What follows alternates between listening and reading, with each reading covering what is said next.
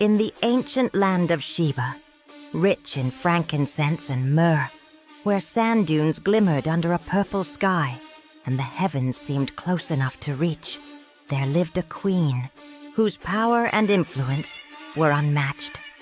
Queen Balkis, ruler of Sheba, keeper of the greatest treasures, and guardian of a people who flourished under her reign.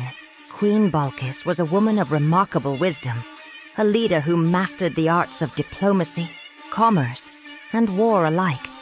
Legends say her palace was constructed from shimmering stones and pure gold, filled with rare jewels from across Arabia. The queen herself possessed a throne made of ebony and ivory, inlaid with pearls and gemstones, a throne that seemed more divine than earthly, reflecting her unique ability to unite her people and bring peace to her land.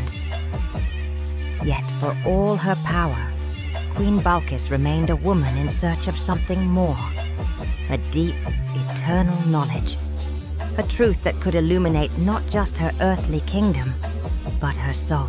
Word soon reached her court about a king in Jerusalem who was blessed by God with supreme wisdom and understanding, King Solomon, son of David. His fame crossed deserts and mountains. Stories flowed from merchant to storyteller, from storyteller to storyteller. It was said that Solomon could commune with creatures, control the jinn, and resolve disputes with a fairness that made even the greatest kings tremble in awe.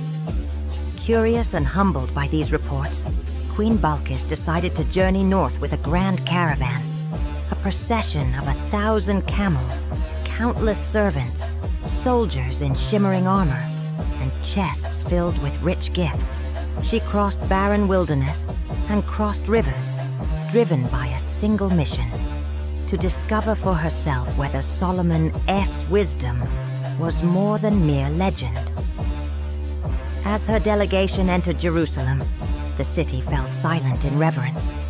The people pressed close to see the queen, who had crossed continents to match wits with their king. Inside his palace, a masterpiece of architecture, Solomon received Queen Balkis with majestic dignity.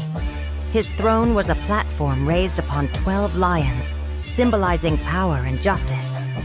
Queen Balkis presented her riddles, questions meant to confuse and conquer the greatest mind. But Solomon answered each with clarity and depth, unveiling hidden meanings and truths that made her realize his understanding came from a well that flowed directly from the Lord. At last, when no more questions were left, Queen Balkis, now only a supplicant before the true wisdom of God, fell to her knees and whispered, "Your God is true. His knowledge is boundless. Blessed are your people who serve under a king so wise." Then came the exchange of gifts.